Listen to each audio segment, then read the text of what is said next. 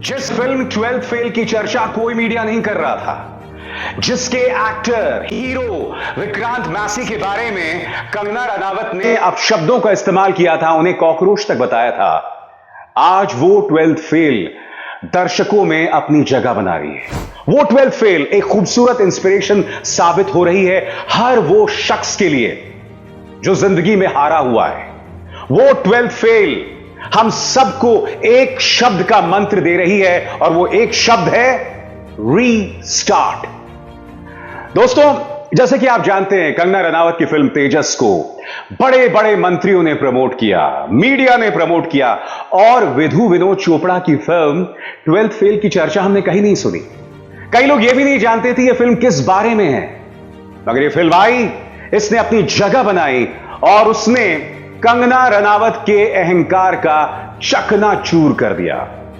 मगर दोस्तों, आज का दिन कंगना रनावत, उनके अहंकार या नफरती सोच की बात करने का दिन नहीं है। आज का दिन है 12th फेल की चर्चा करने का। वो फिल्म जो युवाओं के लिए एक जबरदस्त इंस्पिरेशन साबित हो रही है।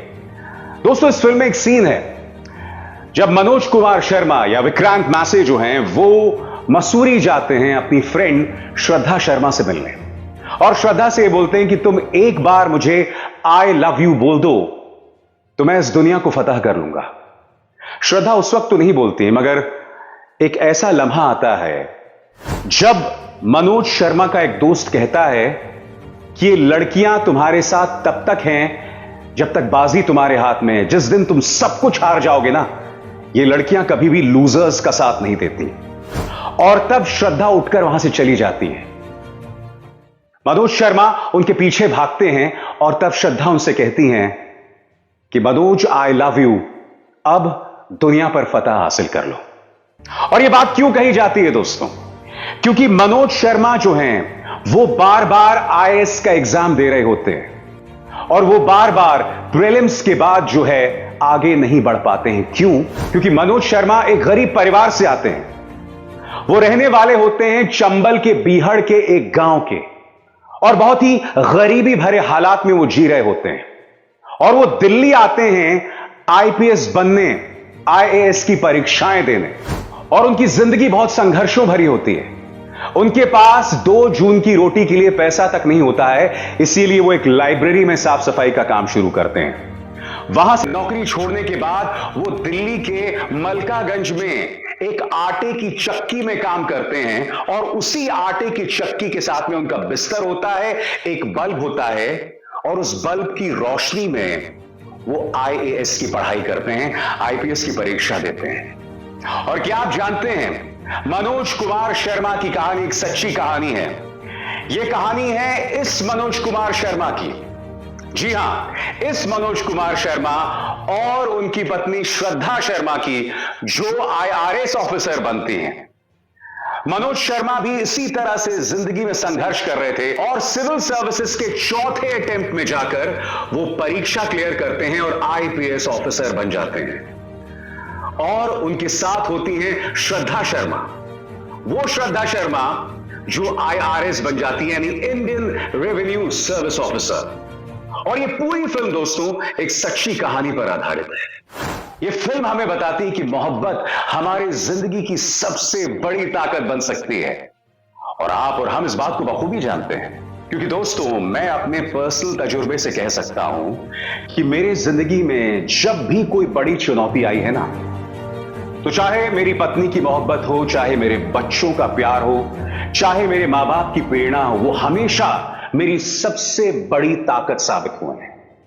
और इस फिल्म के लिए श्रद्धा की जो मनोज के लिए मोहब्बत है ना, वो उसकी सबसे बड़ी ताकत साबित होती है। मगर सबसे बड़ी बात, यह फिल्म हमें एक संदेश देती है, चाहे जो भी हो, हार नहीं मानना है। स्वर्गीय अटल बिहारी वाजपेयी की वो कविता थी ना कि हार नहीं मानूंगा, रार नहीं ठानूंगा, काल के कपाल पर लिखता चला जाता हूं, गीत यही गाता हूं। यह कविता इस फिल्म में बार बार सुनाई देती है, और यह फिल्म हमें एक शब्द का मंत्र देती है, रीस्टार्ट। मतलब अगर आप जिंदगी में हार भी जाएं तो एक बार फिर अपने संघर्ष को शुरू करें। आप जानते हैं इसमें सिविल सर्विसेज के इंटरव्यू के लिए जब मनोज शर्मा जाते हैं और मनोज से एक इंटरव्यूअर एक सवाल पूछते हैं कि भाई ये सिविल सर्विसेज परीक्षा का आपका आखिरी अटेम्प्ट है और अगर आप इस बार हार गए, इस बार ये परीक्षा आप क्लियर नहीं कर पाए तो क्या करेंगे? तो कहते हैं कि आईपीएस बनना मेरा लक्ष्य नहीं है। अगर मैं आईपीएस नहीं बन पाया तो इसके बाद अपने गांव में जाऊंगा, वहां एक टीचर बनूंगा और वहां के स्टूडेंट्स को समझाऊंगा कि नकल करना गलत बात है।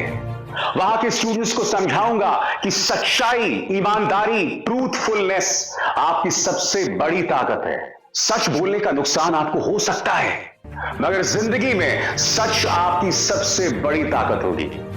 और यही खूबसूरत संदेश हमें 12th फेल देती है। दोस्तों, मैं कह सकता हूं एक लंबे अरसे के बाद एक ऐसी फिल्म आई है जो हमारे युवाओं को, हमारे यूथ को इंस्पायर करने वाली है। वो यूथ जो कई बार खुद को हतोत्साहित, नाउम्मीदी से घिरा पाता है। 12th फेल हर उस यूथ के लिए एक उम्मीद की किरण है।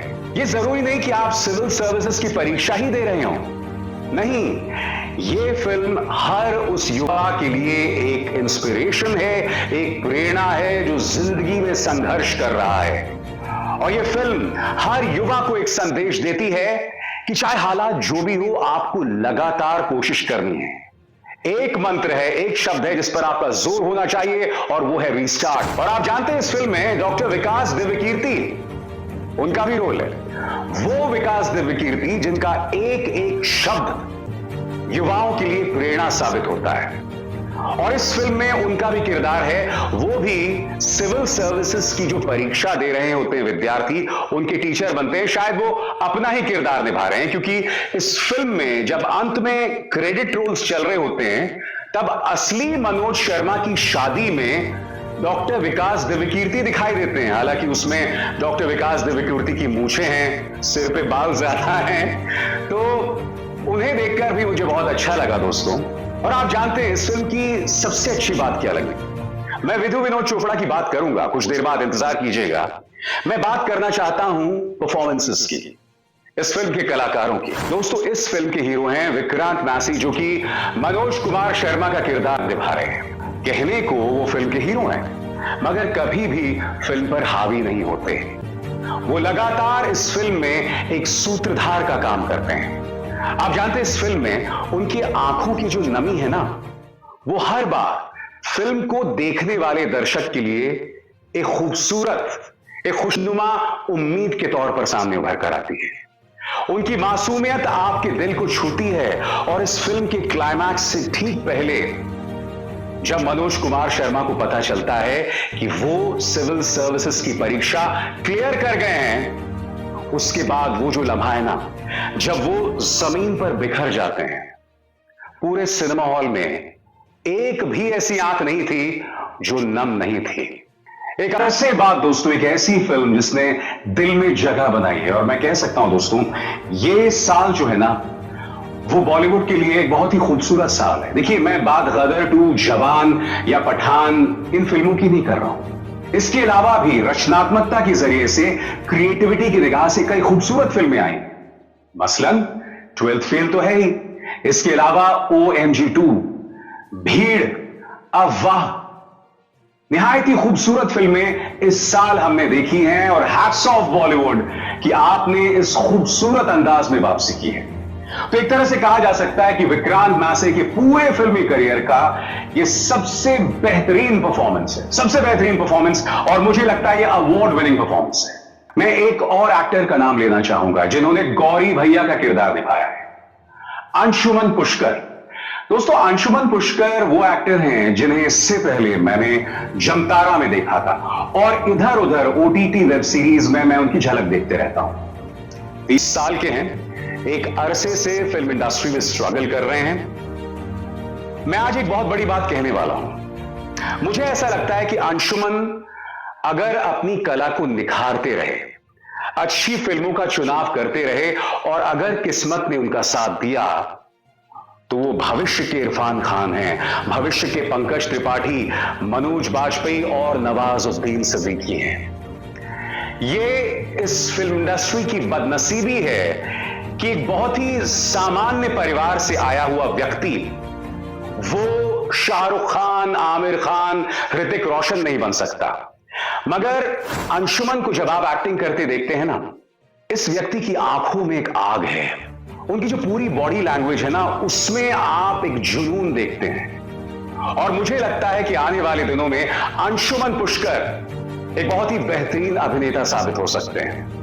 तो hats off Vikrant, hats off Anshuman. और एक तरह से कहा जा सकता है इस फिल्म में हर किरदार, हर एक्टर ने बहुत ही खूबसूरती से अपना किरदार निभाया है। चाहे विक्रांत मैसी की मां का किरदार निभाने वाले हों या उनके पिता का किरदार निभाने, छोटे छोटे रोल्स हैं, बहुत खूबसूरत रोल किया। इनफैक्ट मेधा शंकर जिन्होंने श्रद्धा शर्मा का किरदार निभाया है, हालांकि पूरी फिल्म में बहुत ही साधारण सा उनका रोल है, मगर वो एक रोल जब वो अचानक गुस्सा होकर उठ के चली जाती हैं, जब उनको ताना दिया जा रहा होता है कि ये लड़कियां कभी भी लूजर्स के साथ नहीं रहती, तब वो मनोज का चेहरा अपने हाथों में सहेजती हैं और कहती हैं, आई लव यू मनोज, अब इस जिंदगी पर, इस दुनिया पर जीत हासिल कर लो। उस एक सीन में मेधा शंकर में बतौर एक्ट्रेस जो काबिलियत है ना, वो आप देखते हैं।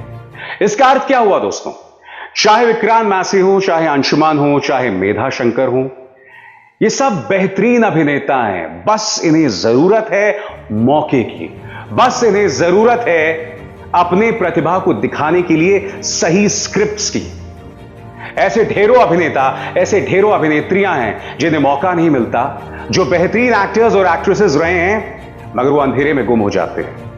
मैं यही उम्मीद करता हूं कि ये तीनों, कम से कम अंशुमन और विक्रांत, आने वाले दिनों में अपना सिक्का जमाएंगे और अपने आप को बेहतरीन अभिनेताओं के तौर पर स्थापित करेंगे। और विनोद चोपड़ा, दोस्तों आप जानते हैं 12th फेल की सबसे अच्छी बात क्या है? यह फिल्म चंबल के एक गांव को दिखलाती है। और चूंकि मैं मध्य प्रदेश का रहने वाला हूं, तो जब मैं उस सीन को देख रहा था ना, तो मैं उस गांव की खुशबू, उस गांव के लहजे को महसूस कर रहा था।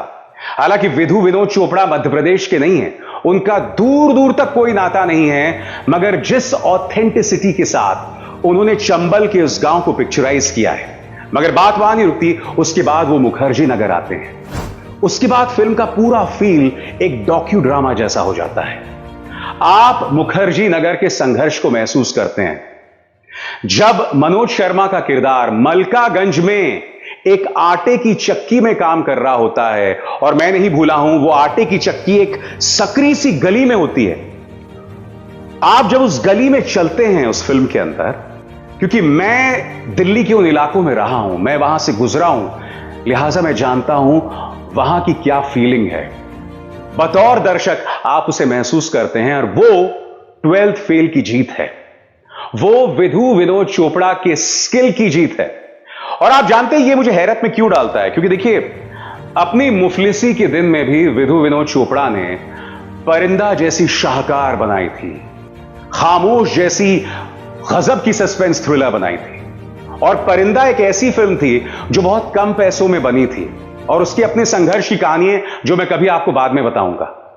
मगर परिंदा भी, अगर आप उसके कैनवस को देखें ना, जबरदस्त और एक बहुत ही बड़े कैनवस में बनी थी। और परिंदा, उसके बाद आने वाली जितनी भी अंडरवर्ल्ड की फिल्में थी, चाहे सत्या हो, कंपनी हो, सभी फिल्मों के लिए इंस्पिरेशन साबित हुई थी। यह है कंट्रीब्यूशन विनोद चोपड़ा का। और मैं बतौर प्रोड्यूसर जो उनकी भूमिका रही है, चाहे वो 3 इडियट्स हो, संजू हो, मुन्ना भाई, उनकी बात ही नहीं कर रहा हूं। विनोद चोपड़ा की जितने भी डायरेक्टोरियल वेन्यूज हैं, 12th फेल उनकी सबसे मुकम्मल फिल्म है, शायद परिंदा के बराबर या उससे ऊपर भी। हालांकि मैं जानता हूं विनोद चोपड़ा से जो भी पूछता है कि आपकी फेवरेट डायरेक्टेड फिल्म कौन सी है, तो इनकी एक फिल्म थी जिसमें बॉबी देओल थे, जिसका नाम शायद करीब था, वो उसे अपनी फेवरेट फिल्म बताते हैं। हम न जाने क्यों बताते हैं, शायद दिल का कोई तार जुड़ा हो करीब के साथ, या कोई तार उस फिल्म के करीब हो। तो विनोद चोपड़ा भी बतौर डायरेक्टर उन्होंने एक बहुत ही खूबसूरत काम किया दोस्तों। Hats off to 12th fail, जो इस देश के युवा के लिए एक खूबसूरत इंस्पिरेशन है। मैं आपको मशवरा देता हूं, जाइए इस फिल्म को देखिए। ये निहायत ही खूबसूरत फिल्म है। आप में से जो तमाम युवा हैं, अगर आप जिंदगी में संघर्ष कर रहे हो ना, तो ये आपके लिए बहुत ही खूबसूरत फिल्म है। और जाते जाते दोस्तों, ऑन अ पर्सनल नोट, मैं अक्सर सोचता हूं कि अगर मनोज शर्मा अपने आखिरी अटेम्प्ट में भी सिविल सर्विसेज ना क्लियर कर पाते तो क्या होता। तो जैसा कि उस फिल्म में विक्रांत मैसी कहते भी हैं कि मैं स्कूल में जाके टीचर बन जाता, अपने गांव में जाके टीचर बन जाता। आप जानते हैं, मेरी बहन है रानू शर्मा, गांव की रहने वाली है। उन्होंने भी सिविल सर्विसेज का मेंस 2 बार क्लियर किया था, मगर दोनों बार रानू इंटरव्यू में जाकर अटक गई थी। आप जानते हैं क्यों?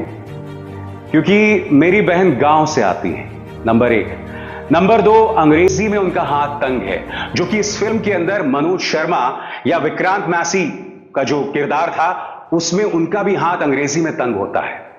और वो इस संघर्ष का सामना इंटरव्यू में भी करते हैं। मेरी बहन रानू का भी हाथ जो है वो अंग्रेजी में तंग था। काश उनके इंटरव्यू बोर्ड में भी रानू क्या कंट्रीब्यूशन दे सकती थी एज अ सिविल सर्वेंट, लोगों ने समझा होता। क्योंकि आप जानते हैं, इस फिल्म के अंदर मनोज शर्मा जो उनका इंटरव्यू कर रहे होते हैं, लोग उनसे क्या कहते हैं कि मैं एक ऐसी जगह से आया हूं जहां मैंने गरीबी को देखा है, मुफलिसी को देखा है, संघर्ष को देखा है। मैं एक ऐसे स्कूल से आया हूं जहां के टीचर्स अपने स्टूडेंट्स से चीटिंग करवाते थे, फर्रेबाजी करवाते थे। अगर मैं सिविल सर्वेंट बनता हूं तो मैं उस चीज को समझ पाऊंगा और मैं उसमें एक अच्छा योगदान दूंगा। काश यूपीएससी के जो तमाम इंटरव्यूअर्स होते हैं वो इस बात को समझें, वो उन लोगों को जगह दें जो असली भारत से हों, जो असली भारत की समस्याओं को समझते हों। मैं उम्मीद करता हूं